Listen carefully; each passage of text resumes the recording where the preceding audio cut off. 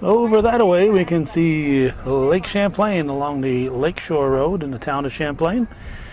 We are on the Stetson Road in the town of Champlain, just off Route 9B. It's the 18th day of August 2012, and we got farmers or farmer wannabes, young and not so young, showing up here, and everything in between. It's the Farm Bureau's Day at the Farm event, and today it's at the Rusty Creek Farm owned by the Lapeer family here on the Stetson Road in beautiful downtown Champlain. We're going to try to find a person or two who will chat with us. We got Crusher O'Connell in the background walking through here. I don't know what he thinks he knows about farming. That's probably why he's here today. He just told me he got off the hay wagon and he said he learned a lot. Well, he should have spent more time in his youth on the hay wagon. Well, we're not going to get into that right now. Okay, we have Todd Giroux here. You are the Vice President of Farm Bureau. Yep. First of all, what's the Farm Bureau?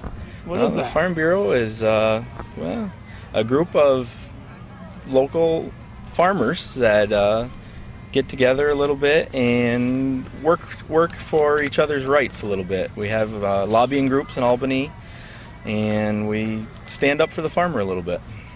Okay, and it's more than just a local group. Yes, it's national, state. Each county in New York has its own group, and it's pretty good turnout of people, and a good group to belong to. So in many ways, it's kind of like American Legion, Knights of Columbus, that type of structure as far as national and so on. Yes. It gets pretty big. Their annual meetings, I think this past year they were in Hawaii. Yeah. Hey, they're having a drought in Hawaii right now, so the farmers in Hawaii are suffering. Drought all over the place. Yeah, including Hawaii, which is one place you wouldn't think of when you think necessarily of farming, and you wouldn't think of for having a drought because they're right there in the middle of all that water. Yeah.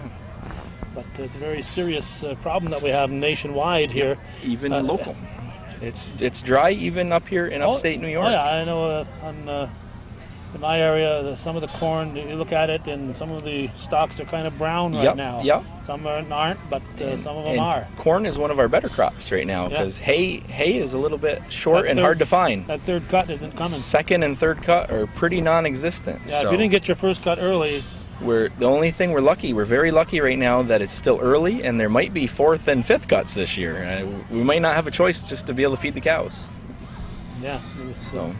But you got to let it grow a little bit before you can. It's worthwhile to go out there with your equipment and chop it up. Yep.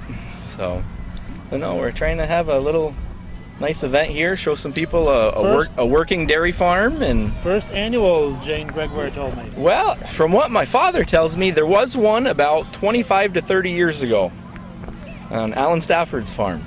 But that's been a while. Yep, down in Peru, because he's been out of business for a little while. So every 25 years, the third annual will be hopefully it'll happen again sooner than that. We're trying something, try to do a little fundraiser for ourselves. We try and help out around the community where we can, and so we're trying to get a little bit back for ourselves. How big is your group?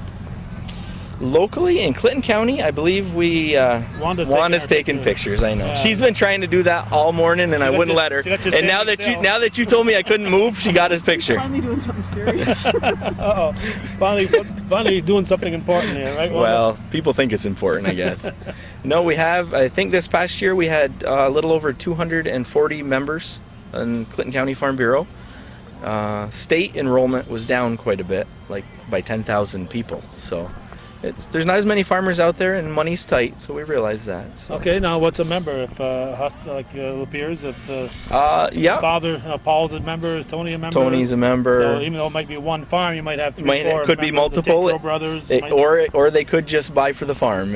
We don't make people do anything. It's whatever they feel comfortable doing. So. Oh, okay. You said that magic word "buy," so we're gonna find out what You pay a membership dues, fees. Yep. Right. You offer insurance too to your members. We did switch this past year. We're now affiliated with Nationwide Insurance. Okay. If you're a Farm Bureau member, you can get, I believe it's a 5% discount through Nationwide Insurance. But you used to have Farm Bureau insurance, didn't you? Oh, a while ago, yep. Then it was Farm Family, but I'm not supposed to say that anymore. Now we're with Nationwide. So forget that he said that. Forget that I said that. But yeah, no, it's got a few member benefits, and we take all members. You don't even have to be associated with farming. We do a thing called associate members, so they can also get information on what's going on in the farming community and in Albany and locally here in Clinton County, and it's just a good organization to be a part of. Okay, and if you join, what's in it for you? Besides, if you're a farmer, if you're a farmer, they're going to represent you. They also do workman's comp insurance and that kind of stuff to help with employment and stuff like that. So it's monthly meetings. Quarterly? We do. Our board of directors meets second Thursday of every month in Beekman Town at Town Hall, and we have annual meetings, and there's the state annual meetings to go to, and. So the rank and file, they don't have to meet every month if they want, or can they? They can go obviously go to the board anybody's more than welcome to come to our meeting, yeah. But the board does meet monthly, and where? Right at the Town Hall in Beekman Town. Okay. 8 o'clock every second Thursday of every month. It's pretty convenient location for all of us. It's kind of central. Yep, it's kind of central because it's a big county. Especially for you. It's handy for me. It's just down the road, but we got people that come from Moores and people that come from Peru, so it works out. And Ellenburg, must have some Ellenburg members. Yeah, we've got a lot, but we don't see too many of them at the meetings. But that's okay. We've all got stuff to do. So they're too busy being farmers to go to the meetings. But hang on, Tony. We'll get to you in time here. Okay. He's next. Time for one more tour? No, you don't. Takes you too long. Why, you want to ride the tour? No, thank you. Well, you could take your camera and... I'll probably come back here and time up myself and take a guided tour. Let me get Tony over here, but before you depart... no, that's fine. The Giroux name, seems to me I remember another fellow who was Farm Bureau president and used that to catapult himself to bigger and better things now, and probably isn't doing much farming anymore. You know who I might be talking about? Yeah, it might be my dad. Joe Giroux? Might be my dad, but he still milks cows every morning. Does he? Yep. He enjoys it. I'm not going to stop him. No. So you're right there on Route 22? Right, yeah. Route 22 in Beekman Town. Yeah. Believe it or not, I just took the farm over from him. And 1st of July it became mine, so it's as scary as it is. He hung on to it for a long time. He's hung on to it for a long time. He's been there. I think it's 46 years. You wanted to make sure you weren't going to leave and become a priest, probably. We're not sixth generation, but we're starting. Yeah. So. 6 generations up. All right, well, come on over here, Tony. We'll get Todd right out of the picture here, because you're the president and he's just the vice president here. Don't move too much. You get right there where you trample down that grass there. That's your spot. That's the spot, because that camera doesn't know if you. 6 generations. Is that true? That is true. It started with right here on my mother's side of the family, the Beaucaire family. Oh, the Beaucaires. Okay. Yes. I didn't think your grandfather was selling Raleigh products. I didn't think he was running a farm at the time. That's right. My grandfather, Lapierre, had sold Raleigh products up in Moores, and my father purchased the farm from my grandfather, Beaucaire, back in the late 50s. Yep. Yeah. So he was just probably just barely getting out of school at that time. Yeah, he was about at that point when he farmed it in Moores for a little while, and I want to say he was 21 years old when he moved down here. In 1966, he farmed it at my grandfather's farm for a few years, and then in 1966 he built his own barn. Yep, for that generation. Okay. Yep. And the Beaucaires for years. I had a little store here in Beaucaires way back. Originally, they did a lot of hunting, they did a lot of trapping, they did a lot of fishing and cut ice, and that was all used to generate income at their store.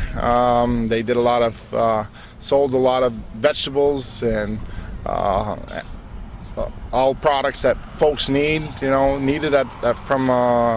That you would get at today's local convenience stores. Yes, that's exactly what they did. And then as the time went on, the next generation decided not to continue on with the convenience store, and they just stayed with the farming part and focused more on dairy and maple. Yep. Okay. Now, are you the fifth or sixth generation? I'm the fifth. I'm the fifth generation. Yes, my son. I have two sons and a daughter. Andrew is a junior at Cornell. My daughter Emily is a sophomore at Ithaca, and my youngest son Alec is a junior in high school this year. Yep. So yeah. They're part of this farm, whether they like it or not. Well, yeah, they do like it. They've been very involved. Been in 4-H throughout the years, along with my wife Mary. She's also been very involved. It's really, I think, helped the kids be very well-rounded. Not a lot of kids these days are growing up on farms, so I think it puts them at a little bit of an advantage. They've helped me out tremendously throughout the years. Yep. Well, I think one thing that farm kids learn is where that dollar came from. It didn't just automatically show up in Pop's or Mom's pocket. Somebody had to work for it. Yeah, a lot of times they've, over the course of the years, they see the good and the bad of everything. They learn how, what generates income for our family, and so I think they have a little more of a sense of what a dollar is worth. Yeah, I would agree with you with that. Yeah. Even though the farm products may not be worth as many dollars as you'd like sometimes. Yeah, well, you're in a commodity business. You're at the mercy of the commodity price, and it's not always the fairest way to make a living, but we are guaranteed that somebody's going to back up to our bulk tank every day and take our product. But for that, we're at the mercy of how much they're going to pay us, so depending on the supply out there. So what's happening here today, Tony?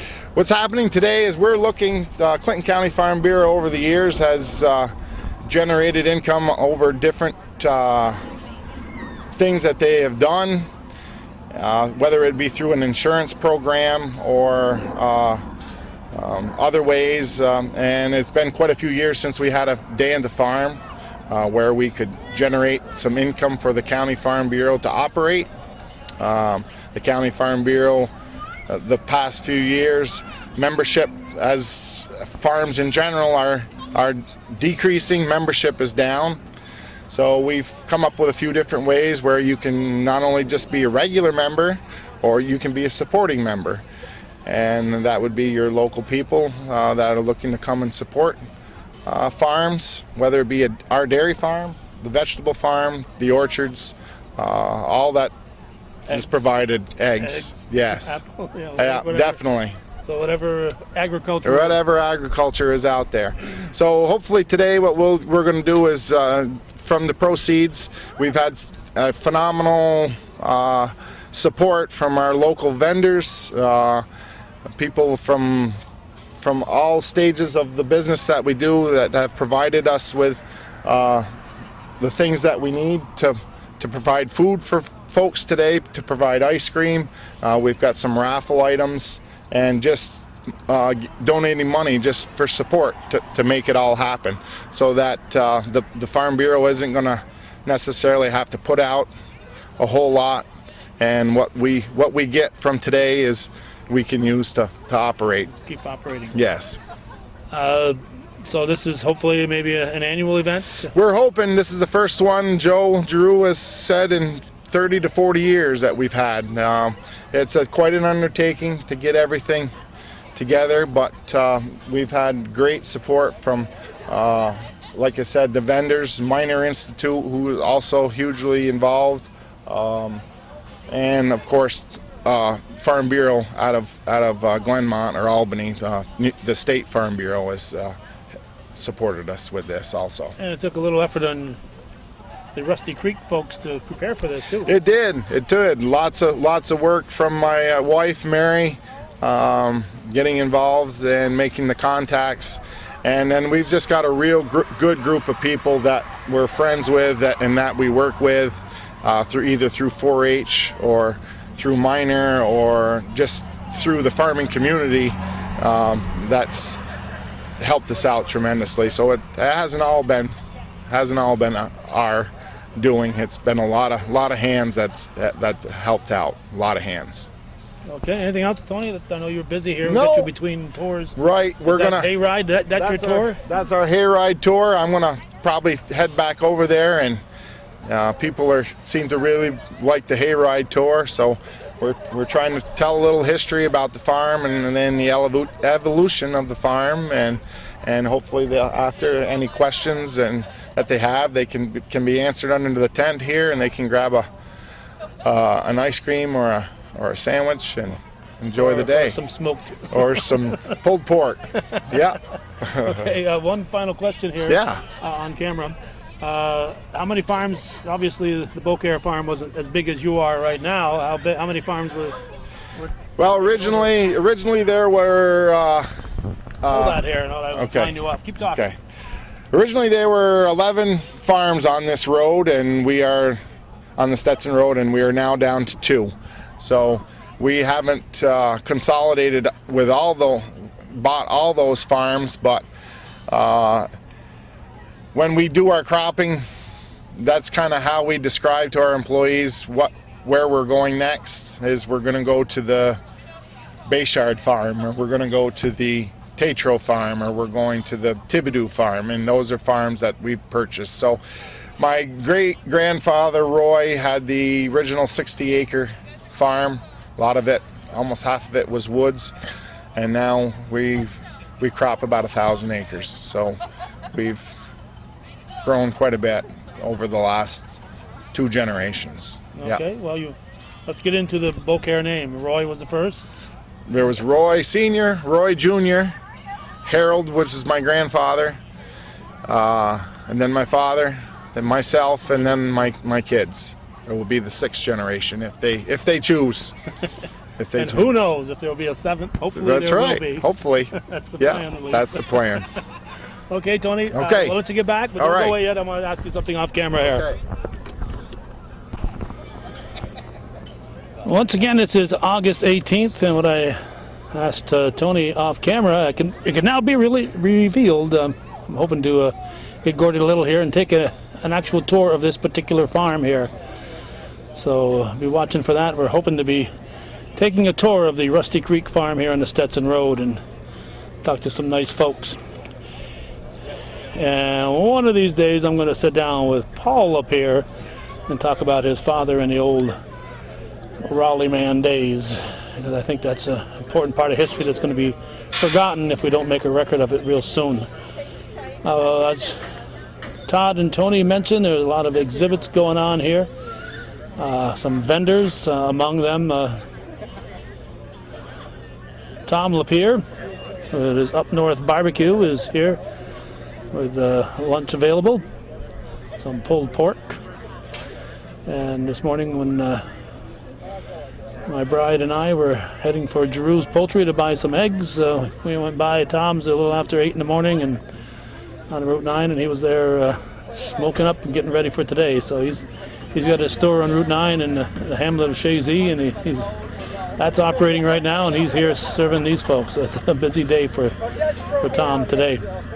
Also, Macadam Cheese is here somewhere, and they're now part of Cabot, I believe. So they are set up here, and cheese is always a fun thing to get a hold of. And so a lot of folks here, some involved in farming, some not involved in farming. It's a great experience. Let's hope that this is an annual event. For us today, it's a hectic day. We started our recording at the Champlain Telephone Company, their annual Customer Appreciation Day. An open house is going on right now. When we leave here, we'll be heading back to the village of Champlain and heading toward the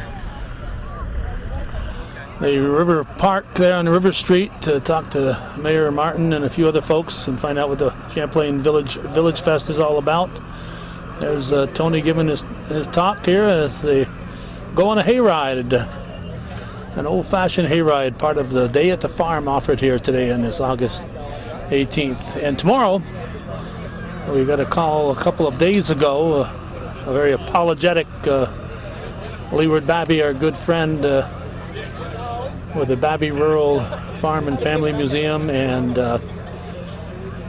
he's having a harvest day today and tomorrow, so we couldn't make it today. We had too many commitments already, so we told Leeward we'd be there tomorrow, Sunday morning at 10 a.m. So after I leave the village of Champlain, I'll head home, head back to the village of Champlain to go to Mass tonight, and then tomorrow morning off bright and early to Peru to take in that, and that's how I'm going to be spending my weekend. There are pony rides here also, and probably a whole lot of things that I'm not aware of. I'm going to put my camera on a tripod just for a moment and see what the official program says. The first thing we notice is that the Rusty Creek Farm has a Facebook page, so you can probably find out a little more about what's happening here if you visit their Facebook page. But this again is a Farm Bureau of Clinton County benefit day. They're hoping not just to display things, but to also raise a few dollars for the Farm Bureau locally. Today's activities include farm tours every half hour. We made Tony a little late for his half-hour tour. Local agricultural exhibits. There's a nice display across the road, which includes a machinery lineup. McAdams Cheese Van, Children's Activity Center, pony rides, kids bouncy house. Not sure if I've spotted that yet. I think there's one over. Oh yeah, I see it over that way toward the house. Raffle prizes and a sand pit treasure hunt sponsored by Nationwide Insurance, with barbecue lunch available for purchase from Up North Barbecue and Catering. All proceeds benefit the Clinton County Farm Bureau. It says here that Rusty Creek Farm is a working modern-day dairy farm. For your safety, the calf barn located at the most southern end of the barn will be only barn open for walk-through. Be the only barn open. And the boys, Andrew and Alec, are there to answer your questions. Access to other barns will be available by going on the farm tour only, which is the hayride. Milking parlor will be open for a walkthrough. So that was what's happening today. Hopefully the second annual will occur next year, and keep an eye out for it, or contact the Farm Bureau. I don't see a number listed for the Farm Bureau, but just contact your nearest farmer, and they can, I'm sure, put you in touch with information regarding the Farm Bureau itself. So that'll wrap up Tony's mother, the former Ann Beaucaire, goes walking by. I'll wrap up here, and we're going to head for the village of Champlain. In the meantime, thanks for watching and supporting Hometown Cable, and our thanks to Jane Gregoire, who gave us a call to make sure we would be here. We had seen a little bit of information that this was going to happen, and we were halfway planning on it, but when Jane called, we said, yep, we'll definitely put it on our calendar. See you next year, folks, at the second annual Day at the Farm, courtesy of the Farm Bureau.